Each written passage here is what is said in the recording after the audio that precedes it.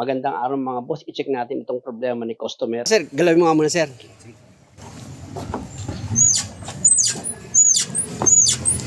Ito labalahaw lang. Hindi naman ako, nadaanan ko lang siya. Sige, Pero sige. malalim. Parang hindi. Sige, sir, tuloy lang, ha. Sige po.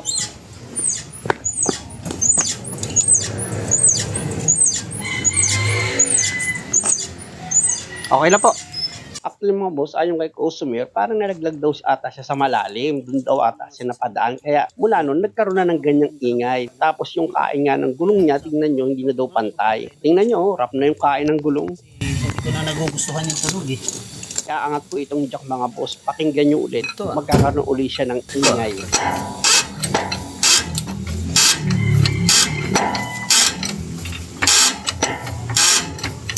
Naman ako, first time na ako iniisip nagkaroon ng sasakyan. Mas wala pa akong kaalam-alam. Ganun. Ako, wala talaga. Hindi lang ako talaga sa tao. Maayos na.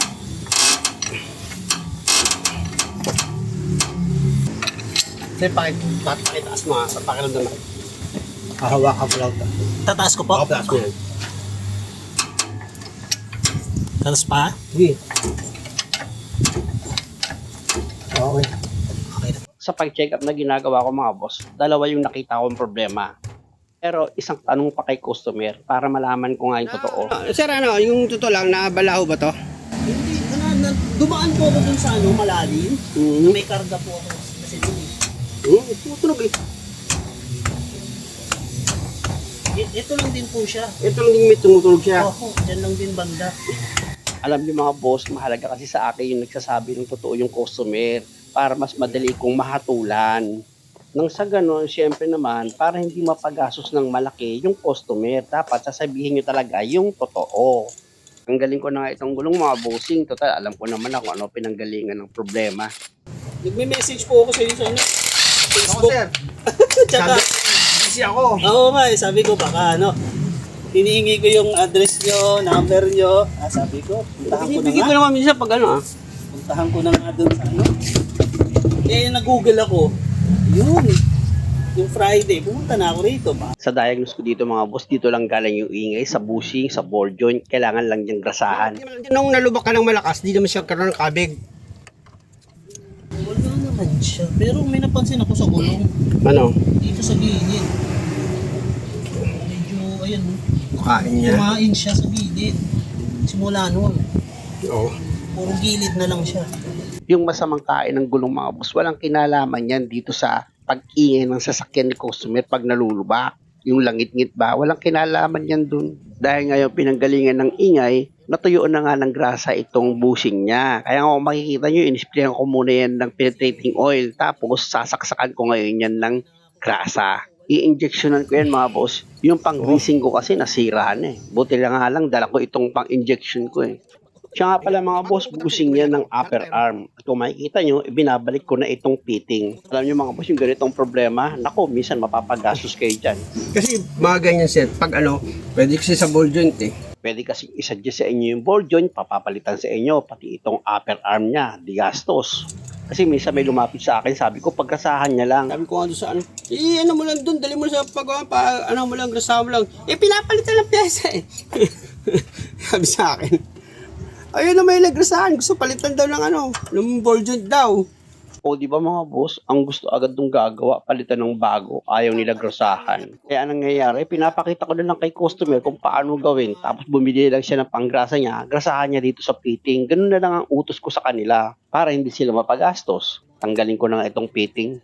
Tapos bago ko lagyan ng grasa yan, isprayan ko muna yan ng penetrating oil, syempre. Para kahit paano, yung mga tumigas na grasa dito sa loob at kung may kalawang man, malaking tulong na itong penetrating oil. After nyan, injectionan ko naman ng grasa itong loob ng bushing.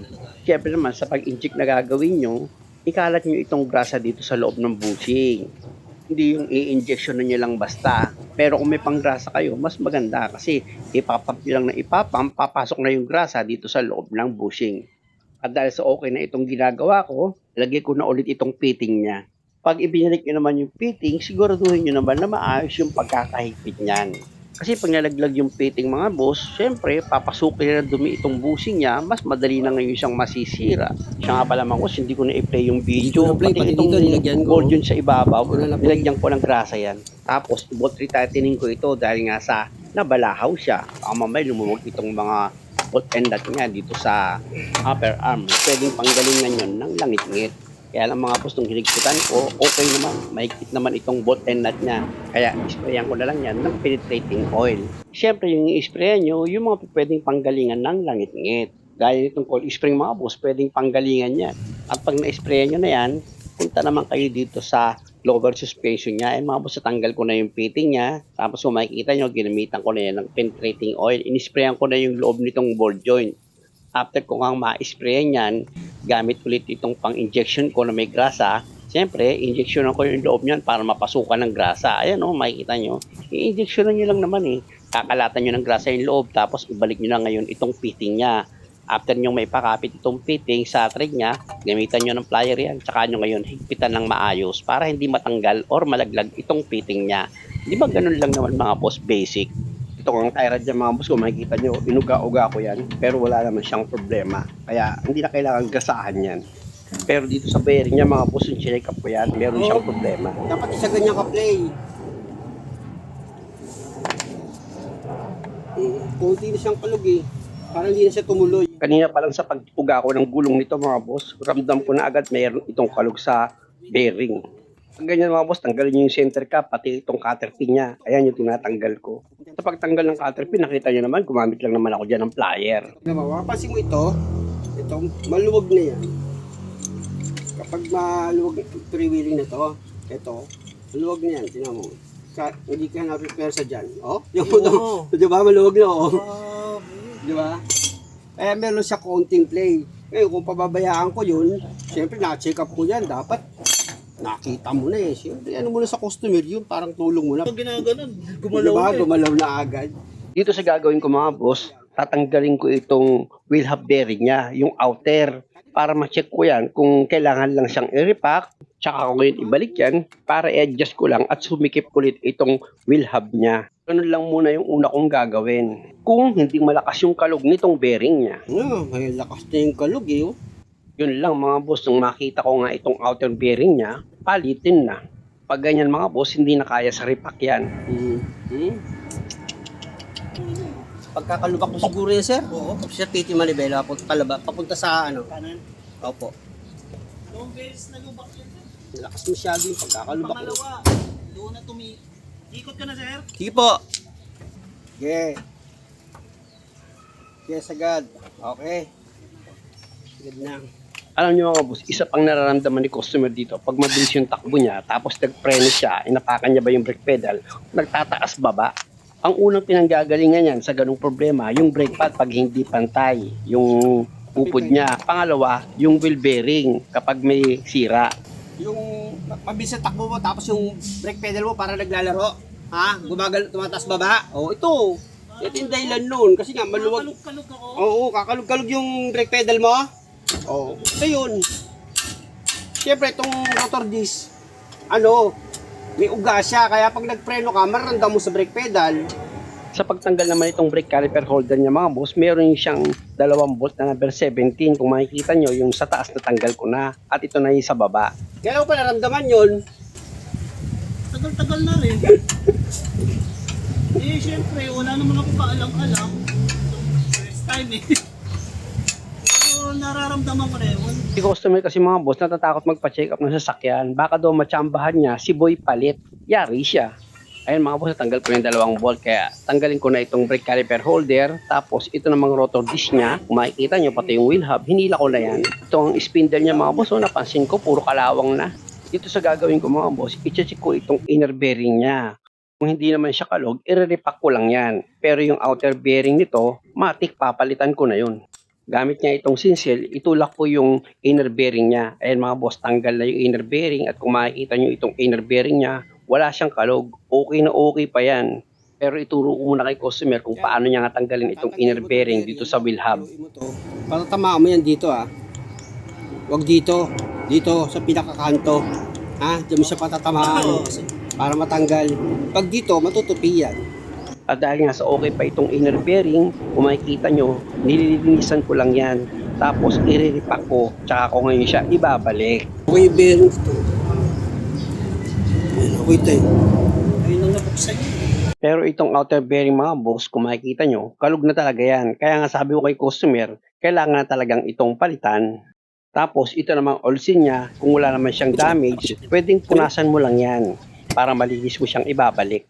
At syempre naman, bago nyo tanggalin yung outer race ng outer bearing, importante na linisan nyo muna itong loob ng wheel hub para yung grasa na mga kumapit dyan or yung ibang maruming grasa, matanggal nyo ngayon at mapalitan nyo ng bagong grasa. At habang nililinis ko yan, i-shoutout ko muna si Jonathan Pronda, Roger Sangkap, Ultraman, Eliminator, Obslax B, at kay Ronsak. Si Ronsak nga pala, tawag ka na lang sa akin boss, 0921-381-6794. Ayan yung number ko. Pwede naman mag-text ka lang muna sa akin bago ka tumawag.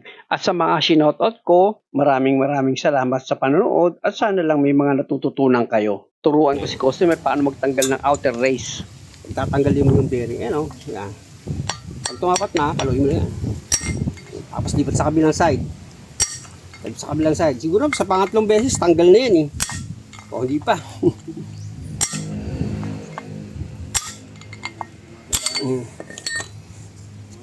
Diba? Yan. Kasi nga, ang problema ito, kailangan palitan. Ayan o, sunog siya o. Yan o, hindi mo yung kulay o, diba? Sunog o. Tapos ito yung bearing o, laki, ang laki na ng ano eh. Ang laki na ng ugali niya o. Saan tayo makakabili? Sa auto supply sir. Ganyan ako magpalit ng pyesa mga boss. Ipinapakita ko yung customer at kung bakit kailangan na siyang palitan. Para wala siyang masabi. Hindi yung palit ka lang ng palit tapos biglang bibigyan mo lang ng bill si customer. Napakalaki. Bali yun. Kailangan naka-safeguard ka rin kahit papaano para yung konsensya mo malinis. Muli mga boss, dahil sa mahaba itong video, pakiabangan sa part 2. Okay, At sana lang sa bawat video na ginagawa ko, nakakakuha kayo ng idea. At kung maaari rin naman, baka naman pwede pasubscribe naman itong channel ko. Maraming salamat! Yan ang